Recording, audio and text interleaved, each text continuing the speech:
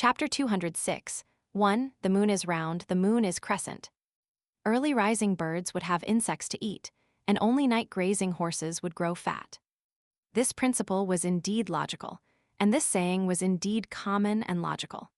However, even though the pitiful young Taoist priest woke up early and went to bed late, and he opened his fortune-telling stall earlier than his neighbor and closed it later than his neighbor, he was still unable to eat anything or grow fat. This was because the residents in the small town were more willing to believe that the old Taoist priest wearing the fishtail hat was a genuine immortal, and that he was more accurate when it came to fortune-telling. Moreover, he wouldn't grab every opportunity to try to ask for free food and drinks. In addition to this, he would never treat his customers differently, regardless of whether they were beautiful young women or elegant and mature women. He was filled with a righteous aura, and he would definitely never come up with new and novel ways to trick little children of their snacks like a certain someone else. When it came to doing business, the most frightening thing was to have your product compared to someone else's. Thus, it could be said that the young Taoist priest had experienced both the warmth and coldness of human nature these past few days. To say nothing of becoming rich, it was very likely that he barely had enough money to even put food on the table now. Even the young women who had enjoyed chatting with him before didn't acknowledge him anymore. Not only did they not visit his stall to have their palms read, but they would even pretend that they didn't recognize him when they walked past his stall. The young Taoist priest could only comfort himself by thinking that these young and adorable women, who carried with them the fragrance of plants and nature, were only pretending to be unfamiliar with him on the surface. Deep down, however, they were actually doing this because they were shy and too embarrassed to greet him. They were actually filled with adoration and love for him. Otherwise, why were they all dressed in such beautiful clothes when they walked past his stall? And these beautiful clothes would be different every day as well. The young Taoist priest was unwilling to disappoint these young girls and let their feelings go unnoticed, so being as eagle-eyed as him, he would always greet them by their names and say a few words of praise. For example, praising them for having a beautiful hairpin or praising them for having a beautiful and fitting dress, and so on. The young women would often become slightly flustered and walk away quickly. Of course, there were also some brave women who would turn around and make eyes at him. Some of them would also scold him and call him pathetic. However, it was a shame that none of them approached his fortune-telling store to give him business. This caused the young Taoist priest to feel slightly sad.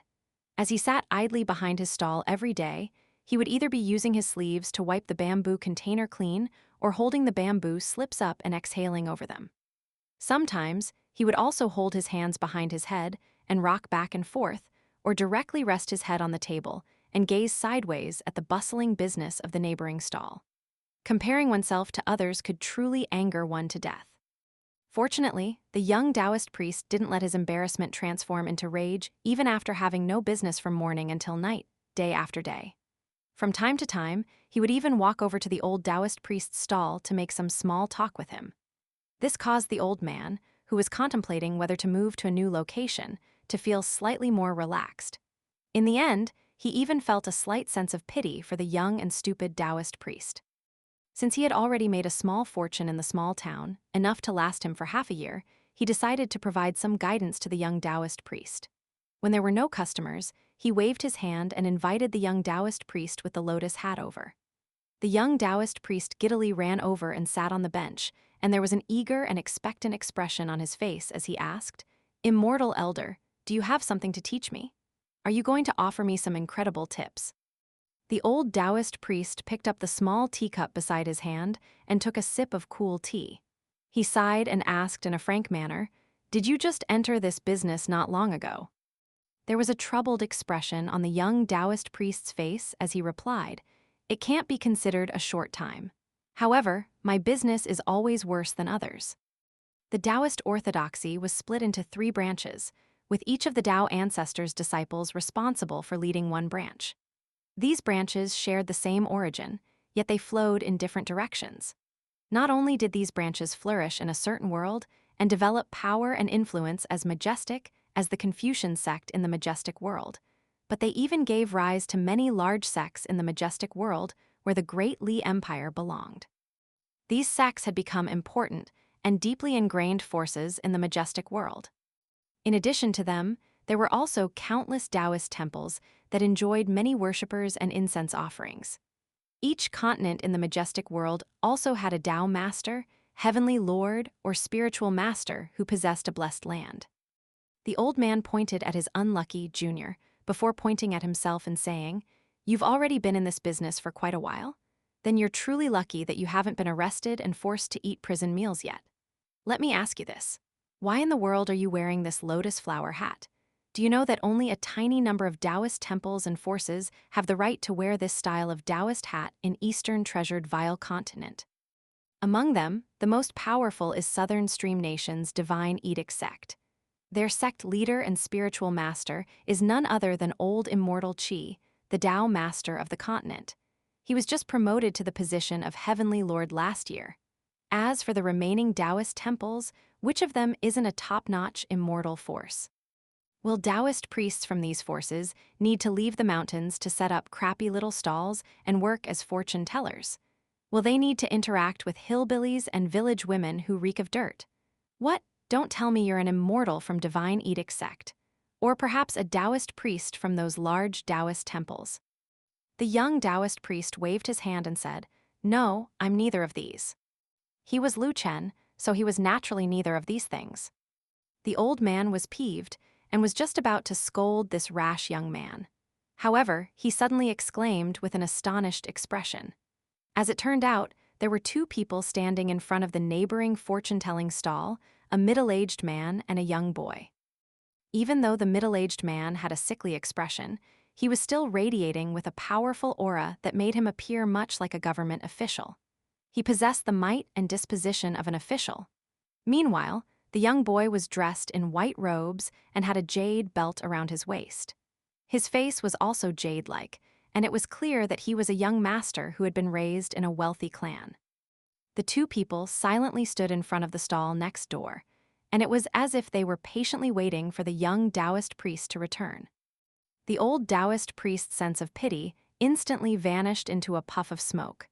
When he looked at the stupidly lucky young Taoist priest again, he couldn't help but find him an eyesore.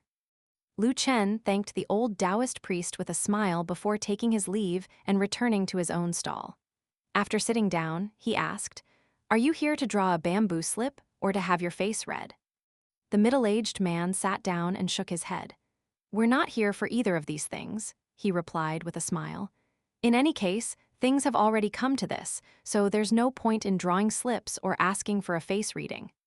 He looked at the young Taoist priest and hesitated for a moment. In the end, he still cupped his fists for the first time in his life and said honestly, "I'm a mortal ruler, so according to the etiquette of the majestic world, I don't need to kneel down in front of any immortal. Now that Branch Master Lu has blessed my great Li Empire's Dragon Spring Prefecture with his presence, neither do I need to kneel and kowtow, nor can I bow according to Confucian etiquette. So, let us treat this as a chance encounter in the cultivation world. I'll be bold and welcome Branch Master Lu using the method of people in the cultivation world. Please don't be offended." Lu Chen smiled and said, "How very strange. You're an emperor, so why don't you refer to yourself as we or the virtuous one? With spiritual Master Lu here, I truly don't dare to do so," the middle-aged man replied with a bitter smile. "And here I was thinking that the Song clan emperor of the Great Li Empire was a heroic and brave person who was afraid of neither heaven nor earth," Lu Chen said in amusement. "After all, you were quite brave when Arliang charged all the way to the imperial palace's white jade capital, weren't you? You refused to kneel no matter what. I was watching the show from the distant Southern Stream Nation back then, and even I couldn't help but shed some cold sweat for you. If I kneeled, then all of the essence and spirit accumulated by the ancestors of the Great Li Empire's Song clan would have collapsed and dissipated," the emperor of the Great Li Empire said in a self-deprecating manner. "So, how could I possibly kneel? Even if he cut my head off, my body could not fall on its knees." Lu Chen nodded before suddenly smiling and asking, "Are you here to wag your tail and beg for pity, because you constructed a replica of the white jade capital without permission? Or are you here to accuse me of a crime because an immortal from the Lu clan screwed you over?" "Of course not," the emperor of the Great Li Empire replied with a smile. I'm not willing to do so, and I don't have the courage to do so either. In any case, I need to personally attend when that mountain is elevated to the status of the northern mountain of the Great Li Empire. Truth be told, the Mohis Sek Su Ryu went as far as delivering a message to me using his bonded flying sword when I was halfway here. He encouraged me not to show myself in front of you. The imperial preceptor also held a similar opinion. Both of them were forthright, and both of them didn't hold back. This was especially the case with imperial preceptor Kui. He's extremely familiar with my temper, so he was afraid that I would offend Branch Master Lu if I decided to give up all hope and go all out. Lu Chen casually looked the terminally ill emperor up and down. He clicked his tongue in wonder and remarked, I'm very curious about one thing. Arliang's punch shattered your bridge of immortality, and this both freed you from your fate as a puppet and shortened your life considerably. Are you grateful toward him, or do you deeply resent him? Both, the emperor of the Great Li Empire replied. In fact, it can be said that I don't feel much of either toward him. Ever since ancient times, there have been rules and regulations in the majestic world to bind and restrain rulers. Qi refiners at the middle 5 tiers are prohibited from becoming rulers, and Qi refiners at the lower 5 tiers are prohibited from ruling an empire for more than 60 years. In addition to this, emperors are innately unsuited to cultivation. However, I was unable to resist the temptation from Mr. Liu, who helped construct the White Jade capital, and I walked down a heretical path and secretly cultivated to the 10th tier. This was naturally a huge mistake. Even so, I gave in to my desire because I dearly wanted to hear the iron hooves of the Great Li Empire's warhorses thundering across the southern seashore outside Old Dragon City. The emperor of the Great Li Empire appeared full of spirit and energy when he said this, and it was as if he were a sick old man experiencing a period of terminal lucidity. If that day truly comes, I believe it will be even more remarkable and thunderous than the ferocious thunder of spring. Lu Chen didn't offer any response to this.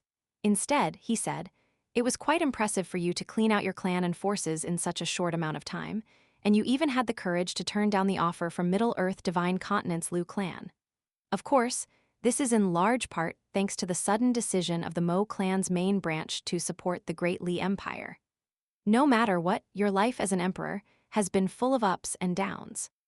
The emperor wasn't surprised at all. Even though immortals also needed to abide by the complex rules and regulations established by the etiquette sage, the handsome young Taoist priest sitting in front of him wasn't an immortal in the ordinary sense. Why had the emperor of the Great Li Empire insisted on coming to the small town to personally visit this young Taoist priest? Was this not because of his feeling of respect and admiration toward Branch Master Lu? This was a most simple and pure kind of feeling. Like a tall mountain that one must gaze up at, like a righteous path that one yearns to follow too. Though impossible to reach, one still longs to arrive at that destination. If one could truly arrive at that destination and personally witness the tall mountain, then that would also be a great fortune of one's life. A hint of unease and hope appeared on the emperor's face, and he asked, since Branch Master Lu is here, can I perhaps overcome this calamity? Lu Chen smiled and shook his head. Flowing down the dazzling mortal river of stars, you've always been one of the more brilliant and eye-catching ones. I can naturally extend your lifespan, and to say nothing of 10 years or 100 years, I can even extend it by 1,000 years without much difficulty. However, once I extend your lifespan and change your destiny, I'm afraid you'll have to abandon your position and follow me to some other world. Only by doing so will you genuinely be able to survive. Otherwise, do you truly think the rules and regulations established by the etiquette sage are only for show? Do you think those statues in the Confucian temples are nothing more than dead and inanimate objects? The emperor of the Great Li Empire sighed and remained silent for a long time. Lu Chen looked the expressionless young boy up and down with a sideways glance, and he chuckled. Song Jishin, or should I call you Song Mu? What a coincidence, the two of us have crossed paths again. Do you know that Qi Jingchen held you in very high regard? Do you know that initially, you should have been one of the critical people who inherited his lineage? Qi Jingchen didn't simply use an illusion technique against me. Otherwise, my Oriole definitely wouldn't have taken that copper coin that you tossed out. However, it's a pity that while your destiny is fairly good, you're missing just a little bit of luck. Just a tiny little bit. Lu Chen held his hand up, and his index finger and thumb were only a sliver away from touching. He sneered and continued, "The books that Qi Jingchen gave you possess the genuine fortune of his scholarly lineage. Yet, you were actually unwilling to bring a single one away with you. You have to realize that a righteous aura exists between heaven and earth. However, this intangible aura of righteousness also possesses its own spirituality. Someone gave you something, yet you were unable to grab their gift with both hands. You can't blame anyone but yourself." Song Jishin's mind became a chaotic mess, and cold sweat immediately flowed down his back. "Song Mu," the emperor roared softly. Song Jishin finally regained a sliver of composure, yet he still trembled uncontrollably and looked like he was on the verge of collapsing. Lu Chen continued to jeer at him, saying, "Flustered already, young lad. Are you feeling intense regret? Song Jishin, then have you considered this before? If you truly grabbed that fated opportunity with both hands, would you have been able to endure the consequences? Why did Qi Jingchen die because of Jewel's small world, ignoring his act of seeking death and his refusal to enter the small world given to him by the scholarly sage? The biggest factor was the backlash from the heavenly Tao. If you became stained with even a tiny bit of that backlash, you would have been riddled with trouble for an extremely long time. If that were the case, then so what if you became the emperor of the Great Li Empire?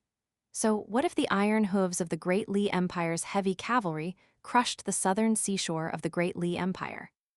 The emperor placed a heavy hand on the young boy's shoulder and said in a solemn voice, "Don't overthink these things." Lu Chen didn't push any further, and he said in a lazy voice, "People always like to feel deep regret over opportunities that brushed past their shoulders, and people always like to busy themselves with feelings of envy toward the fated opportunities and fortunes of others. Haha, how hilarious and amusing."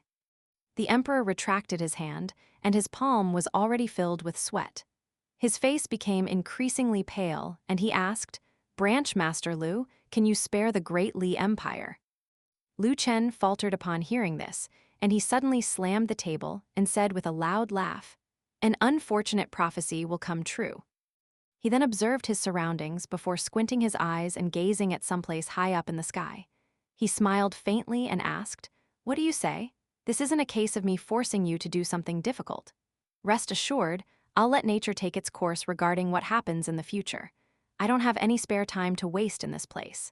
To put things bluntly, I wouldn't have been willing to subject myself to the rules of others in this place if it weren't for Qi Jingchen." The old Taoist priest in the neighboring stall felt muddle-headed and tired. After the young Taoist priest returned to his own stall, the old Taoist priest started to feel drowsy and even showed signs of nodding off.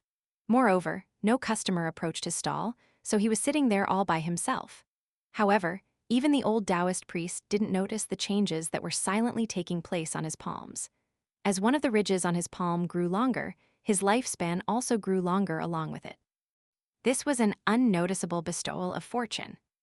This was because the young Taoist priest's mood finally improved from the terrible state it was in due to the actions of the Lu clan. Thus, he decided to casually bestow some fortune upon the old Taoist priest. The emperor of the Great Li Empire bade farewell and took his leave with Song Jishin. He was feeling mixed emotions, and he didn't dare to turn around and look back. Lu Chen suddenly sighed with emotion for no apparent reason, remarking, "The world is truly full of mystical and indescribable wonders." In reality, the sages from the 3 teachings and the 100 schools of thought, as well as the powerful figures and leaders from the old clans and forces, were all extremely busy people. They were all preparing for the imminent chaos and battles that were soon going to sweep through the world. The spring breeze would transform into rain, in which the people in the mortal world would bathe. Good and evil would be rewarded or punished, and blessings and misfortunes would be decided by one's actions. The young Taoist priest snapped his fingers, causing the world to return to normal. He gazed at the tall mountain to the west and said, "Go on, you can leave now. What happens after this will have nothing to do with you." The we in this case is the royal first-person pronoun. The latter is referring to the title Gerain, a humble pronoun used by emperors in ancient China. It literally means someone who is lacking virtue. 2. An extract from the classic of poetry, the oldest existing collection of Chinese poetry, comprising 305 works dating from the 11th to 7th centuries BC. A tall mountain symbolizes someone of lofty morals and profound knowledge.